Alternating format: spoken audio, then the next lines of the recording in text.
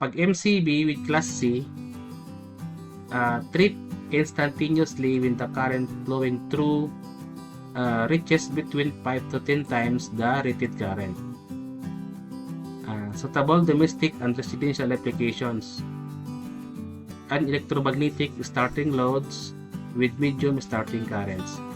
So yung ating model ngayon, ito yung C. So yung kanyang applications is for starting loads with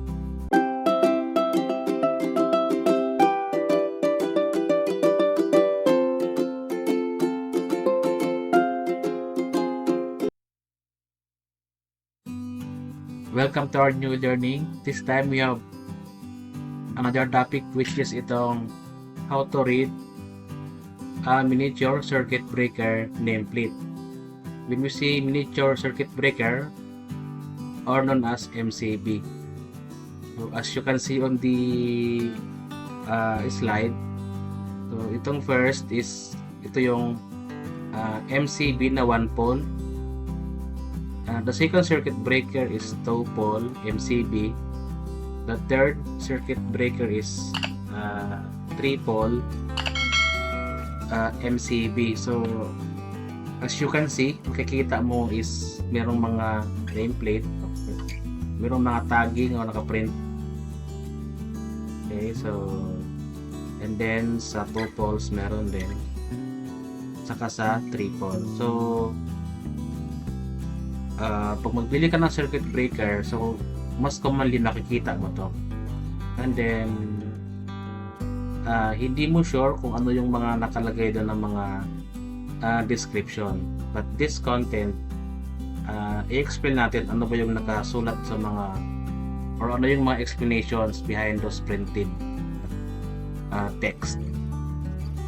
So before, when we say MCB is an automatically operated electrical switch, and MCB are intended to prevent damage to an electrical circuit as a result of excess current.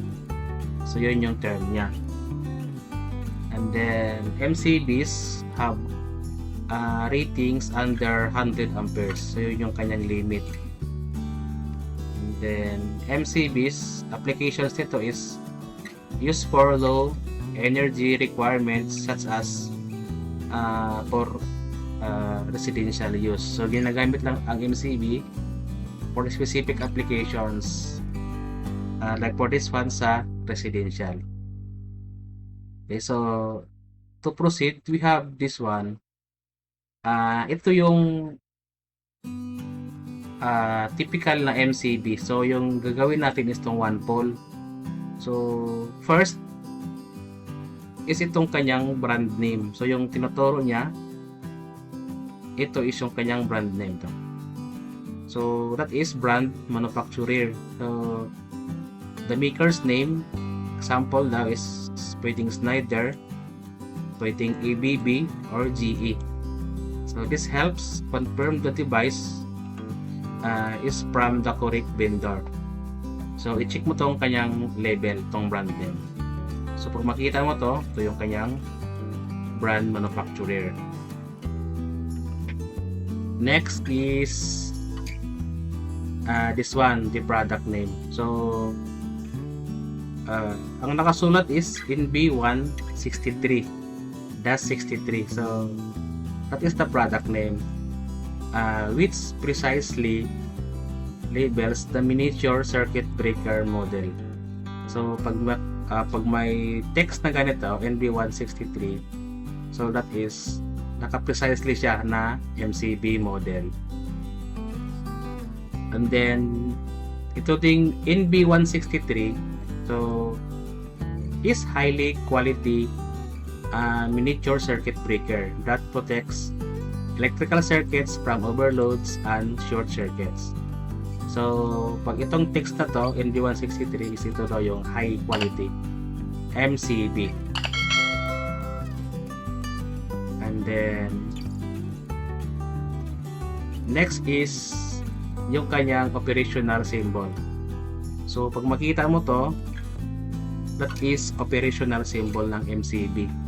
So that is the status symbol offers a quick visual cue outside the distribution board for verifying isolation. So, like for this one, naka-single pole siya.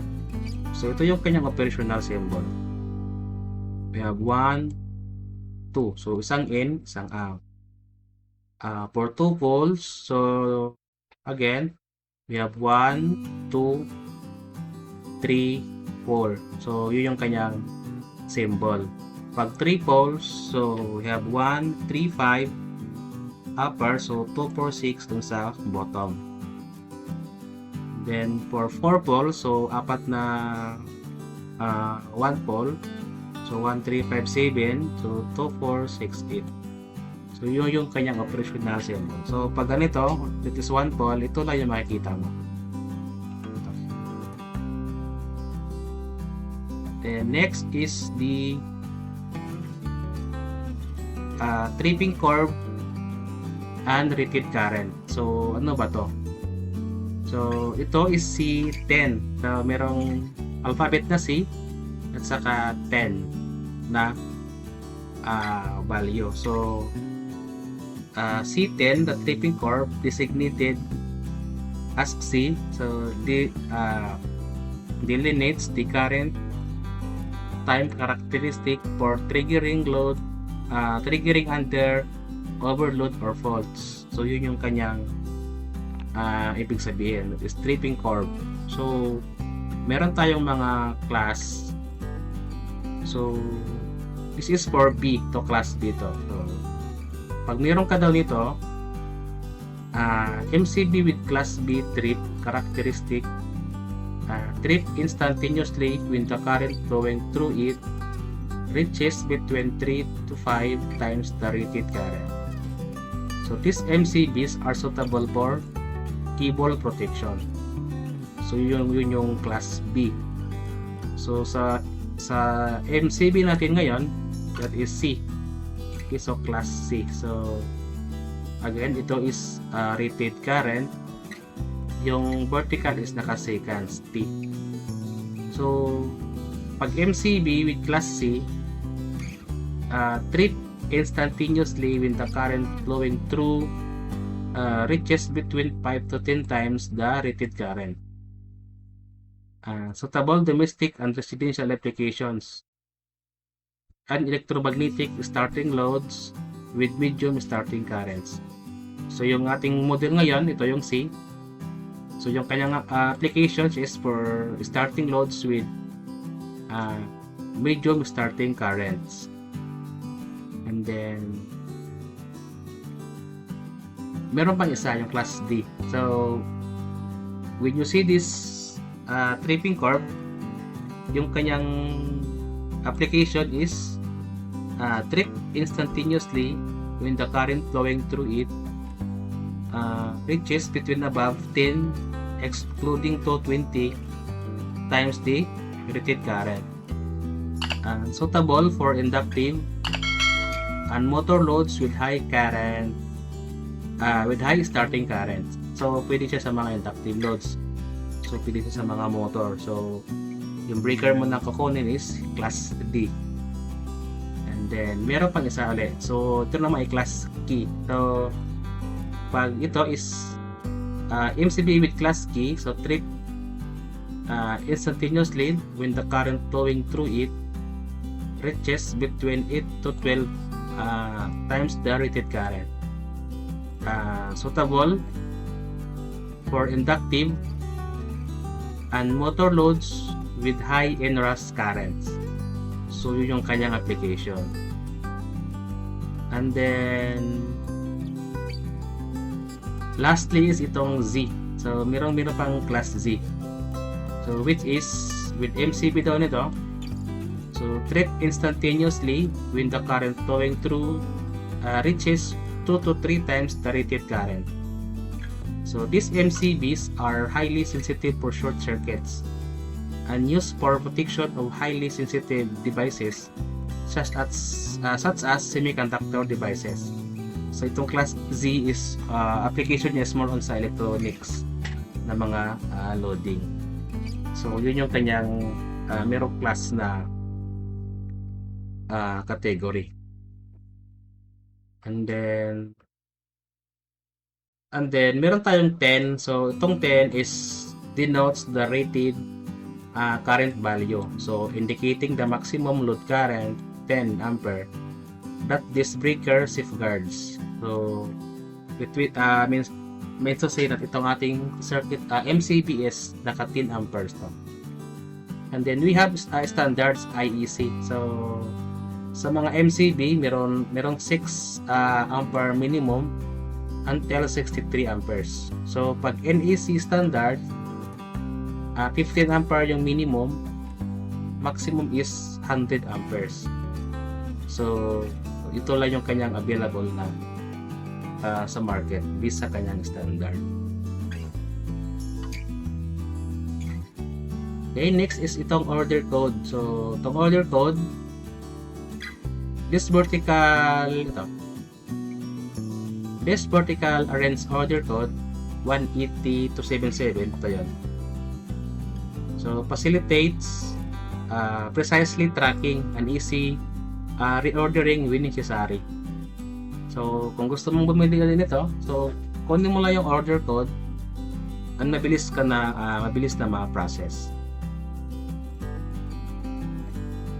And then next is this ultimate breaking capacity. So 6,000 ito. So 6,000, this value confirms the breaker can reliably clear severe short circuit faults without damage or hot gas emission. So ito yung parang KIC rating, so kiloampere interrupting capacity. So 6,000. Next is itong rated operational voltage. So nabasa mo 230/400 volts AC.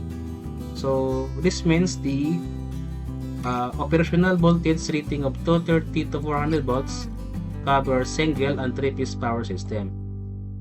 Voltage to ensure safe interruption under normal or fault conditions. So yung circuit breaker na to works under 230 to 400 volts. So yun yung kanyang application. Next is itong energy class. So energy class, itong 3 na nakasulat. So the 3 denotes the energy absorption capability during the tripping to minimizing arcing and sputter for user safety. So yung class 3 allows a maximum of 1.5 L joules per second. So yun yung class. So para siyang kaya nang i-handle yung mga 1.5 L joules per second. Next is itong certification number. So IEC EN 689 that's one. So this confirms that the miniature circuit breaker meets the global product standards for construction and performance testing. So means to say itong ating circuit breakers dumaan sa mga testing saka under global product standards. Okay, so yun yung sample ng mga MCB. So yun yung pag makita mo to, so you can easily read based on the markings sa nameplate nito. And then we have here the sample that is topol MCB. Okay, so ganun ulit. Product model number, breaking capacity, rated current, tripping class ito, this B, operating voltage 230, breaking capacity 10,000 amperes, energy class 3, so control catalog number 24716. Okay, so this is operating symbol yung kanina na pinakita ko. Standards of on-off indication, that is for 2 pole at saka ito 1 pole. Okay, we have another sample here. So ito is naka 3 poles naman. Okay, standards, model number, rating, okay, capacity, class number, catalog number. So pag yung kanina na pinakita ko, pag kabisado mo na, so you can easily interpret on the printed for this circuit breaker. So yun lang pag how to read yung MCB mo. So madali mo nang ma-identify pag bumili ka sa market. So I hope you learn sa ating short learning. Please subscribe para you're updated sa mga videos na every time i-upload ko. Thank you.